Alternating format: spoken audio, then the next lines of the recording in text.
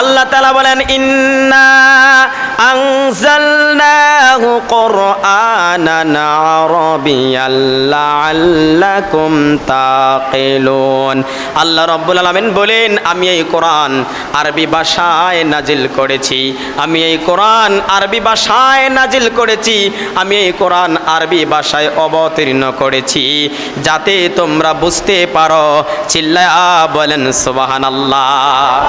আল্লাহ আরবি ভাষায় কোরআন নাজিল করে দিয়েছেন এবং বলে দিয়েছেন এই কোরআন অতি সহজ, এই কোরআন তোমরা বুঝতে পারবে, এই কোরআন তোমরা মুখস্থ করতে পারবে, এই কোরআন তোমরা অতি সহজেই তেলাওয়াত করতে পারবে, এই কোরআন তোমরা পড়তে পারবে।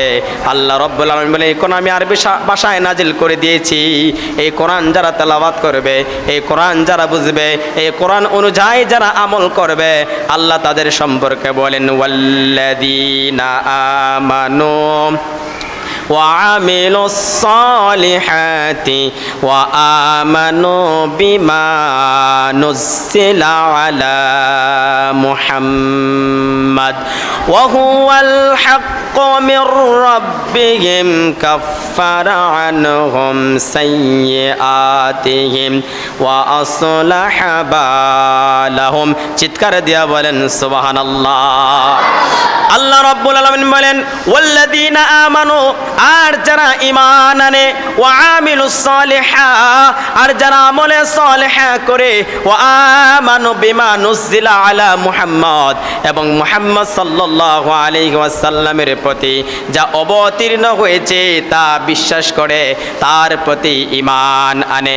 ওয়া হুয়াল হাক্কু মির রাব্বিহিম, এবং এই কোরআন তোমার রবের পক্ষ থেকে, তোমাদের পালনকর্তার পক্ষ থেকে অবতীর্ণ, এটা সত্য। যারা ঈমান আনে, আমল করে, আল্লাহর নবীর প্রতি কোরআন অবতীর্ণ হয়েছে এর প্রতি বিশ্বাস রাখে, এই কোরআন আল্লাহর বানানো, এই কোরআন আল্লাহর পাঠানো, এই কোরআন আল্লাহর অবতীর্ণ, এটা সত্য যারা মানবে, আল্লাহ তাআলা বলেন কাফারা আনহুম সাইয়্যাতিহিম ওয়া আসলাহা বালাহুম। আল্লাহ বলে আমি আল্লাহ তাদের মন্দ কাজগুলি, আমি আল্লাহ তাদের পাপগুলি মোচন করে দেব, আমি আল্লাহ তাদের পাপগুলি ক্ষমা কইরা দিব। চিল্লায়া বলেন সুবহানাল্লাহ।